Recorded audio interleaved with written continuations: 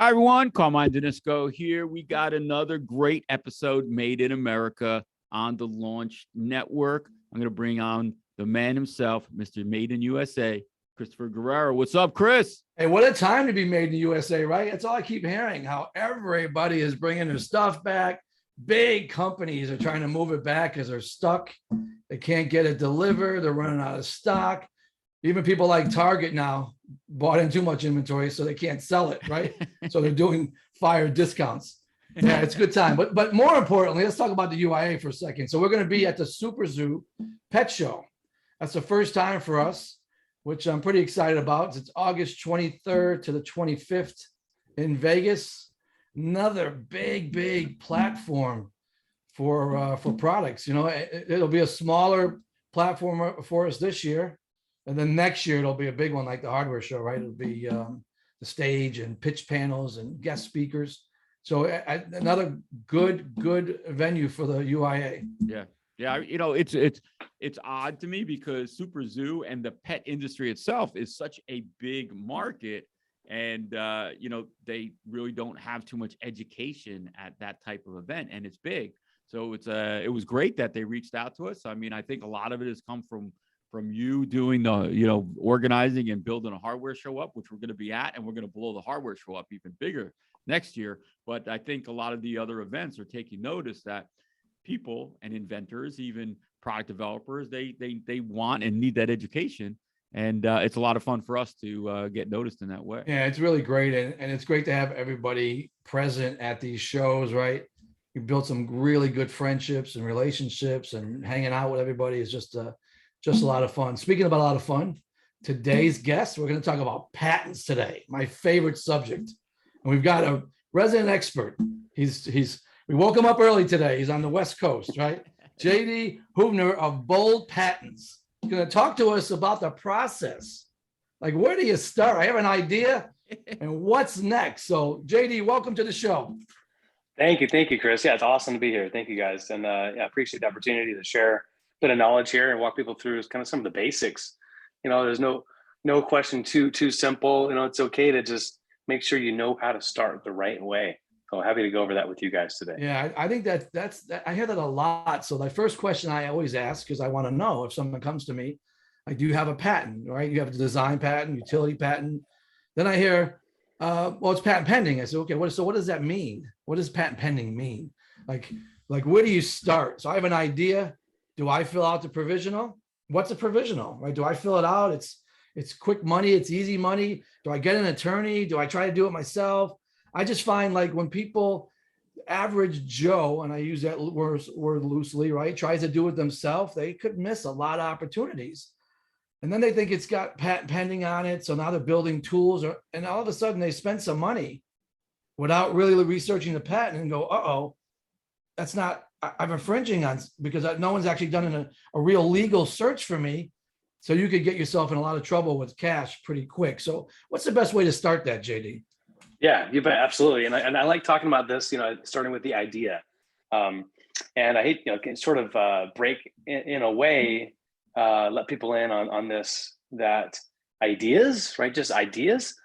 Everybody's got ideas. Okay. You're not special. I love you, but you're not special. Is your idea bold? But more importantly, okay, is your idea an invention?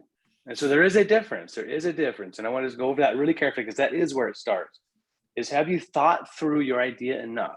Now, a lot of people, inventors, are in the industry and they're inventing a product that they've been working in for years and years. So, okay, awesome.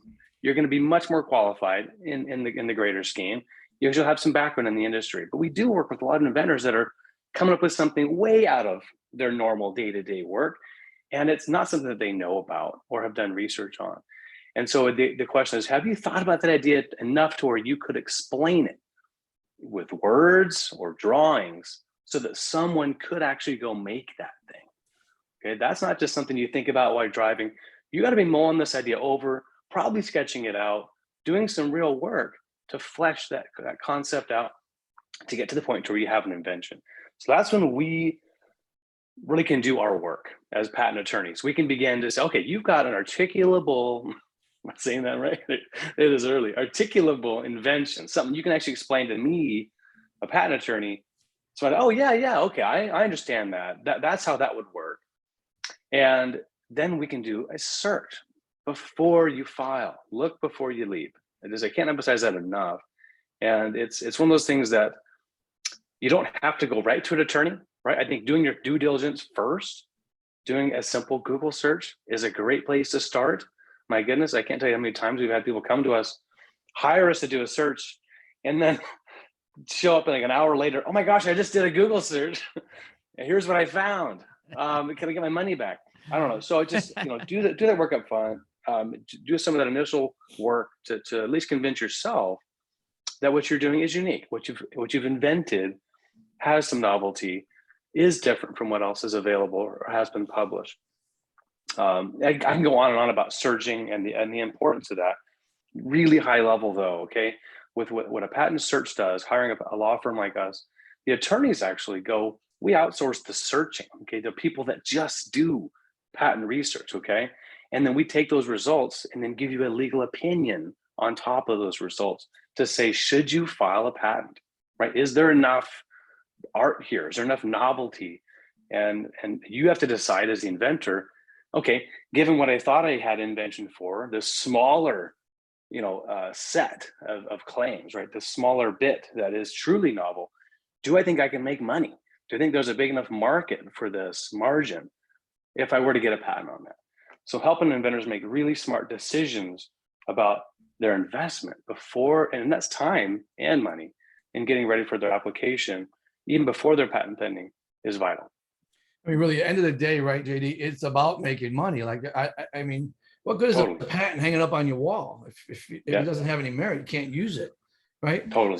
So what happens now? So I have this idea. I did my own Google search, right? I'm like ready now. I think I'm ready, but I really should get some legal advice. So I come to you, and then I like, okay, well, there's utility patents, there's a design patent, there's people have, I have a provisional. So walk me through that a little bit so we can clarify what somebody may need and may not need, and what their costs are associated with some of those searches. You bet. And so the first initial consultation, at least working with our firm, before we do any work, is a eligibility determination. Some inventions, right, are physical and are intangible, where you've got sort of two aspects. Even products where you've got something that's an IoT, may have some software connectedness, right? So computer software code, and actually, an intangible method or process that goes along with that to make it work. Okay, is that eligible, right? And so under the current laws, since 2014, 2015, there's a new Supreme Court doctrine called the Alice Doctrine. And so you have to understand, is this really something that is qualified? Does it fit into the patent system? Can I even go after it? And so determining how much of the invention is eligible as the first step. Then you decide, okay, is it patentable? That's the search. So we go through that process with you. I help you kind of hone in on how much of this invention do we think we can get you a patent on, knowing what else is out there. And then like you said, we'll then make that recommendation for a utility or a design. There is a third type called a plant patent. We don't file very many of those. That's actually like a plant that grows out of the ground. Around here, actually in Moses Lake, where I'm from, there's a ton of agriculture and innovation around plants and that type of thing. But from the everyday inventor, the first time inventor, the startup, is generally not something that we see come through the door very often. So we usually recommend either utility or design. That's the big difference between those two. A utility patent protects the functionality of what your invention does. That is it. So if what makes your invention unique is its functionality, what it does, you want to go after a utility. If either in finding out in the search that that's already been done before, and maybe what's actually novel is the way that it looks, design patents is the way to go. I will say, and quickly, because I think it's an important piece, especially for hardware and consumer products, in the end, we usually recommend both. And we start out with a utility. Once that gets moving through the process and through examination, before that parent utility gets issued, we'll recommend going for a design patent as well. It's an unbelievable way to have a sort of a belt and suspenders approach to protection. Now you got protection over, of course, what it does and all the different variations of how it could look and work. But now with the design, you've got a really clear way to say, no, that's exactly what way my invention looks. You're ripping me off. It's substantially similar. And with some recent court decisions on the federal circuit, design patents have been really kicking in. It's really an objective standard. The jury says, look, does this look similar? Is this confusingly similar to your product? And if so, you've got an infringer. So anyway, so kind of went on a little bit about that. So once you decide which type of application to make, as soon as it's filed, you become patent pending. Now on the utility side, you have an option of filing a provisional. You've heard a lot about provisional patent applications. And some inventors get confused. Certainly some of those that file it on their own, they think as soon as they file a provisional, they've got a patent, okay? And it's a major misnomer. It's not true. You're just pending, meaning you've got an application that is sort of a placeholder, really. And at that point is as you hope, the inventor, your line in the sand. I mean, you hope that no one else has filed that before you did. And you have 1 year to then convert that into a non-provisional patent application. And that's the formal application that will be examined and hopefully will turn into a granted patent. So, and once you file that, it's another thing I hear, like you only have so much time, right? Isn't it like 1 year? 1 year, that's it. And there's no extension. So you file that on July 1st, 2022. By July 1st, 2023, that non-provisional must be filed or that whole provisional goes abandoned. Which means anybody can come in and swoop you, technically, right? You bet. And so, yeah, and the tough thing is if you, during that year, if you have published your invention and started selling it, it's part of the prior art, meaning you will not be able to go after that again. In very rare cases, we have been able to help inventors that have kept it under wraps that whole year. And even if they let that year go by, they do take the risk that an independent inventor comes in, right, with a similar invention. But if they haven't disclosed it, they could actually refile a new provisional. Oh. But again, that risk of time lapse is still there for sure. Yeah. And what about showing your product? There's just so many people that are nervous about, I have this great product, but I'm afraid to show you. Like, I need an NDA. Okay. And you know what NDAs are, right? They're great. But like, if you really have to question somebody about filling out an NDA, you're probably working with the wrong person, because a good person is not going to do anything with it anyways, but try to help you. But like, when do they start showing the product? Because some people want to license it, then they say, no, I want to launch it. And that's where me and Carmine get involved, because, launching a product is not for the weak, right? It's heavy capital. Yep. It consumes you, as opposed to licensing it. It's still time consuming, but it's not capital intense, right? You're looking for the right partner that can fund all of it. So when should they start showing it? I got a provisional. So now I'm like, yeah, I'm patent pending, but you're really not. I mean, when do you start showing this product? Yeah, well, I mean, hey, as soon as you file that provisional, no, you definitely are patent pending. And one thing I do want to quickly mention with that, if you have a physical product, even a digital, right, a virtual product on a rendering, you want to put those two words, patent pending, clearly labeled on the product physically. If you can't actually get it on the product because it's too small or slippery or whatever, put it on the packaging, right? You want to put infringers, bad guys on notice, and you can get them for constructive notice that you have those rights pending. And if they see that and they say, whatever, we're still going to rip this guy off, then you can later get them for triple damages in litigation. What I will say with respect to showing other people, right, showing third parties, one of the major benefits after you file even a provisional, right, is you want to use that year to your advantage. And to do that, I usually recommend that they make it, right, get it fabricated, build up prototypes, start selling it, get it, or even giving it away to get customer feedback, which is vital to their market success. They think they know of the perfect version of their invention, right? The inventor, but the market needs to bear, right? The market needs to determine how they'll be successful. So get it out. I always encourage that, but I always caveat it with, do not sell or publish anything outside the scope of the provisional, okay? If you start, selling a version 2, before you do that, get with your patent attorney, say, hey, was this covered in my provisional? And if not, you've got to keep it under wraps and instead keep that and roll that up into the non-provisional. So as you start selling that first version, get all the feedback you can, right? All the tweaks. I wish you would have made that out of a softer fiber, or I wish you would have included some more attachments or zippers. Okay, just make notes like crazy, and you give that to your patent attorney, or prepare when you file that non-provisional to add all those details, so you can have those other bells and whistles, other versions when you make those subsequent dependent claims. Now, back to NDAs really quickly. So along the same lines, if you're only sharing and selling what was covered on the provisional, you don't need an NDA, especially when working with customers, right? People, individuals, people you're just showing casually. When I do recommend an NDA is when you're going to have a deeper relationship with someone, a designer, a manufacturer, where you're going to actually talk about those versions 2 and versions 3 and trade secret information, right? Where there's really going to be, secret sauce and development. Okay, yeah, that's when you want to make sure that one, you're going to be, everything you discuss will be confidential, and anything that they develop IP wise, you own.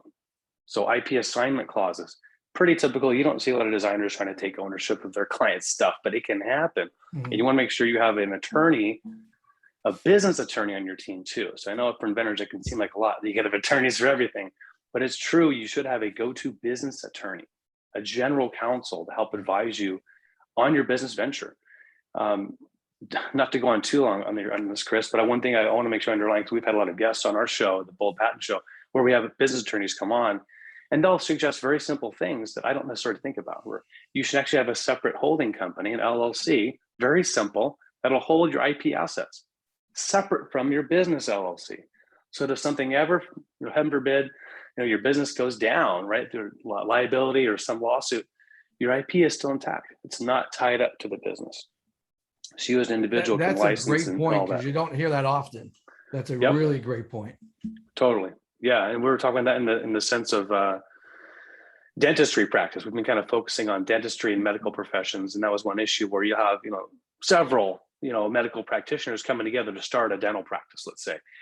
But what they want to strongly advise is if that one dentist, before they join, they lock up their IP in their own separate LLC and license it to the dental practice, so they can have that individual flow, a separate flow of income from their IP apart from the dental practice that gives services. So JD, as you get into this provisional, let's say we're 7 months into it. I think I got something that's worth really pursuing. Now I want to file a patent, right? You don't have to wait a year. You can file it anytime you want, right? Yep, that's right. Yep. And then how long does it take? I hear people say, oh, it's only going to take a year. I'm like, I don't know. I think it's going to take a little longer. I know you can fast track them and you could pay extra to fast track it. So what do you recommend? And what is the time? Because I also hear people say, I paid. I thought it was only going to cost me $7,000. I'm up to 10, and they keep bouncing it back. And now I'm up to 12, and I don't have my patent yet. So how does that, talk about that a little bit? Absolutely. Yeah. I think, you got to differentiate the time and money and effort you hire professionals to help you draft a really solid application versus, how much you're paying to the patent office to help get you to the front of the line. So those are definitely two separate things. And I think, and it's true, at least for our firm, we don't treat every invention the same. There are different complexities involved. A simple, 1 or 2 moving part mechanical device is not going to be the same fee as a highly complex, optics, with software complicated system. So anyway, I would say the amount of effort required to develop and fully flesh out the invention and the specification, which has proper, description so that the claims can be made, is different. So every invention's unique, and the amount of effort needed is different. When about that 7, 8, 9 month mark, we have conversations with inventors, of course, about what it's going to take to convert it to an NPA. But at that point, we also talk about opportunity to file internationally. So with the Patent Cooperation Treaty or filing direct to foreign countries. So, usually when they get patent pending, immediately I start saying, hey, start thinking about which countries, if any, you want to pursue, right? So be thinking about low-hanging fruit. Where are the markets overseas that you might want to file into? So when it comes to that 7, 8, 9 month mark, I want to invest $2 to $3 grand to file this PCT which is another placeholder, right? It actually buys you more time, 18 months to decide which countries you want to file into. But sticking with our more clean example, just in the US, yes, you can apply and actually petition to make your application special, okay? Meaning you get to the front of the line. If you're over the age of 65, and people are living a lot longer these days, so what's the first thing we check? Are you 65? You get to the front of the line, right? The US Patent Office wants to make sure that you get what you earned, right? They give you that 20 years while you're still alive. So they want to get you that patent granted as soon as possible if you have the age. Now, if you have health issues, right, we actually demonstrate you've got a medical issue where it's perhaps terminal illness or some really serious health condition, you can apply it to get to the front of the line too. And then if your invention improves the environment, enhances national security, lots of different cool things, and then COVID solutions as well, you can apply to get to the front line. You get done in less than a year. And then you can pay for it. So you can also apply for what's called the Track 1. And Track 1 will get you a guaranteed office action response, final response within 12 months. And we've seen patents get issued well under a year, which is unprecedented. I mean, normally it's 2 years, 2.5 years is pretty typical, but a year, and that includes the back and forth. So we almost always recommend Track 1 for our inventors that can afford the extra. Why wouldn't you want to do that? Like, why wouldn't I want to do that? Unless I didn't have the cash, I guess. Why wouldn't I want to be fast tracked? Yeah, I mean, if you obviously you're short on money, that's kind of the easy answer. And so it does cost a couple grand to get it fast tracked. The other answer could be if you really need the time to actually develop and test your invention. So like I said, in that year, a lot of inventors, they don't get to do all the testing that they wanted to. And they almost don't want that, that patented grant, because they want to think about other ways that they could build up their portfolio. Patent portfolio development can be complicated, but really from a simple point of view, it just means getting several patents on your invention. That's really all it means. Mm-hmm. And so you'll see that a lot with some of the bigger companies and their strategy, where you got the first patent gets granted in 2020, but they've got all these all the different versions and 12 or 15 patents on this one product. And they do that so they can kind of daisy chain back and get the earlier priority date, keep getting versions of it. So in order to do that, they have to really be thinking quickly. And if you just get the patent issue and you end up with one patent, it's just not as valuable, because the litigation, you just have one set of claims to look against, and the infringement side, it's a little bit weaker. So we always encourage inventors to think about building a portfolio. So sometimes it takes longer, and without the time to build it, again, just puts more pressure on the inventor. So I guess there could be a reason to delay, but usually they want to just move forward. Really, really good information. I picked up a couple of key points here as well. What's typically the cost? I mean, what if I come to you, I have a pretty straightforward patent, right? I mean, what's typically the cost to actually get one issued? Yeah, so I'm gonna say the simplest design patent we can get done for $5,000. Okay, the most complex high-end software, 25, 30 grand. So unfortunately, it's a giant range. I'd say typically 15, 20 grand. Over the course of a couple of years is pretty standard, right? And so that's one thing I do tell people, that it's not all that money up front. You're going to pay it as you go and make decisions whether to move forward or not as you go. Our firm has made a particular effort to working with first-time inventors, startups, early startups, right? And we did it because we do a lot of education. I don't know, we're on audio only, but you can see the books behind me. We've got a YouTube channel. I think it's so important to educate along the way. I talk about how important our patent search is to me and our firm. We would tell inventors, and while it sometimes breaks my heart, I'm happy to do it, because we tell about 40% of the inventors that come to us, we don't think we recommend filing. This isn't something we would recommend you get and invest, $10,000+ in. Here's all we think we can get for you. Go back to the drawing board, keep at it, come back to us, right? Or just go to market. You don't have to have a patent to go to market. So and then have us help you consider, hey, are you maybe infringing someone else? So, you don't just look at all the options and helping inventors stay informed. Yeah, so important. That's great. And I can tell you, Carmine can speak on behalf of this as well. Like we work with some of your clients, and one in particular, David Kluger, who's got this roller coaster product. I mean, you can see the guys that come to us from you are really educated. Yeah. They understand the process. They're very careful. And I think Carmen and I both can appreciate that, because someone who's educated really understands what we're explaining back to them when you're trying to launch a product. So pretty cool stuff. Yeah, I would agree. Yeah, I would agree. Totally. And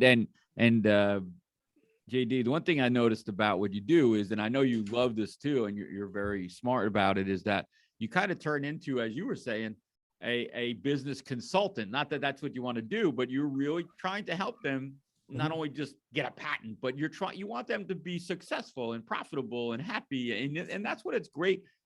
That's why I love what you're doing. You're not just saying, quick, get them a patent and get them out the door. And it's so apparent in the education, the knowledge, the experience that you put out there for free, but you do it because you want your clients and other people to be successful. And I think that's great how you do. And Carmine, just to jump on that, that's a really great point. I know anybody that comes to me through JD has been really educated, and that's important. And it's not just trying to get a patent and, here's 7K, here's 5. You're really trying to work with them and build a relationship. That's what Carmine and I do, right? We want to be able to build relationships and help people succeed. Because I always found, even in corporate America, when I could help others succeed, it's enjoyment for me. Watching people grow in a corporate America environment in a big company where they haven't had a chance and now they've got opportunities to grow. It's the same thing launching products. It's such a rewarding feeling. And I see that in you, JD. You're really well-rounded in this business, and you help us at the UIA, and I think all of us really appreciate that. But it really is transparent when someone comes to us that you've done a good job educating them. Thank you. Yeah, I mean, it is. I always hope to try to do more than just get them the patent. Yeah, that's all they're paying me to do, but that just wouldn't feel right to stop there. And and I've seen it. We've had this firm now for almost 10 years, but that's not all that long. But it's been long enough to see that true success in invention and product development is rare. It is hard, and it takes so much of the right things. And so I just make such a purpose. I'm so on purpose about making the right connections and referrals so they can have the best shot at being successful. Yep. Because you're right. Those success stories are so fun. It's just like, yes, we had this one. I'll talk briefly. His name is YC, and he's got this product called the Lubin, Lubn, the Lubin box. He just got, his Series A, investment from these VCs. It's incredible. I mean, I worked with him at the ground level designing this box. We have the design patent, the utility on it. It's like a smart, so you can have real estate across the world and give access to people using a smart lockbox. So anyway, it's just a brilliant guy, and it just takes that hustle, it takes the determination. But I'll take a little credit for making some introductions to him, helping him get launched. No, I'm sure you guys feel the same way with some of the people you've helped. It's just awesome to build. It becomes a partnership, right? It becomes really truly a partnership and a relationship. So what's next for Bold Patents? I heard a rumor you're going to be down in Nashville. Are you joining like a music group, a band? What's going on down there? There is going to be music. I've never been. My wife and I are so excited to go. We are. So Carmine's hilarious. He was mentioning this. There's two words don't normally go together: dental and festival. Yeah, we're going, right? Some of your favorite times, right? The dentistry. No, but so amazingly, I thought earlier this year, I was like, who are some of my favorite clients? And I kept thinking about medical field, right? These chiropractors, these cosmetic surgeons and dentists that we've served. And I have come to find that the dentistry industry in the US is underserved when it comes to having a patent law firm. So I'm like, why not? Why not Bold? So I'm inserting myself as many places as I can to get in front of dentists, because they're entrepreneurs. Dentists, most are entrepreneurs. They're business owners. They always want to one-up each other. I don't know about you, but in your area, but you talk about like the pediatric dentistry, all the different stuff they're coming up with to keep kids entertained, help obviously take care of their wellness. When it comes to, things in the lobby, to the masks, to the different picks and devices, the imaging, and then it goes orthodontics, and of course surgery. I mean, this is all over. So yeah, we're gonna be at the dental festival. It's in Nashville. It's July 6th to 10th. And I've been asked to be on the panel of their dental tank. So it's their mini Shark Tank. They're doing 10 episodes. They're filming it. And I'm going to be the resident expert on intellectual property, giving all the critiques to these people pitching. And I'm excited to be a part of it. And we'll hopefully get into the community and get to know other players on the vendor side as well. That's awesome. It's funny. A good friend of mine, Thomas Connolly, he started out as my family dentist. And now he does all the Hollywood actors. He does all the rappers. He's putting on diamonds and all the cosmetic dentistry. And he started out as family dentist. I met him in this little town in Bolton, New Hampshire. It's just a small little dental place where I used to live. I liked him. He was into sports and I built a relationship with him over time. And now he's got an office. He was doing all NHL. I met Chara through him for the Bruins. And then he's moved to LA. So he's got offices in New York City and LA, and he's just blowing up. He's in Hollywood. And every time I see him, I always call him Hollywood. That's like his nickname to me. So yeah, it's a big industry, man. And Yeah, there's yeah. a lot of money in that industry. Absolutely. Yeah, I'll let you guys know. This is my first big event with them. I was mentioning earlier to you before the show, I'm going to be doing some continuing education as well, informing dentists about, hey, here's intellectual property for dentists. So they're not just kind of floundering, doing their own thing. They're focused on what they're providing on a service, but they may not be as educated on identifying when they might have something important and need to protect it. So anyway, yeah, I'll report back on that and let you guys know. Sounds great. So how do we get a hold of you? If I got an idea and I need a patent and I want to talk to you about it, how do I get a hold of you? boldpatents.com. On the website, we've got a free 20-minute screening session, we call it. And that's where you have to pitch to us your idea, and we determine whether it's at the point of invention. Like I was talking about earlier, are you really ready? Are you at the point where we can actually do our magic and get you protected? So if you think you're close, if you've got something you've been thinking about and you're at that point where you're ready to protect, or at least consider it, go to the website and go hop on the calendar with one of our advisors for that screening session. And for doing that, in fact, I give away a PDF version of my book, Bold Ideas, The Inventor's Guide to Patents. It's a book I authored, and the second edition just got released last year. And it actually does have an example in the dental industry about medical devices. So I'm giving away content. Check out our YouTube channel as well, Bold IP on YouTube. And we've got a lot of blog articles on our website as well. So happy to help anybody interested. Awesome. There you have it, Carmine. Awesome. I'm now more educated on patents. Yeah, I tell you what, it's such a fluid industry that it's great to have somebody like JD on here who keeps up on it, and then he gives us the information, and then we sound like we know what we're talking about. It's awesome. And then when it's time to sign a deal, you contact JD. Exactly.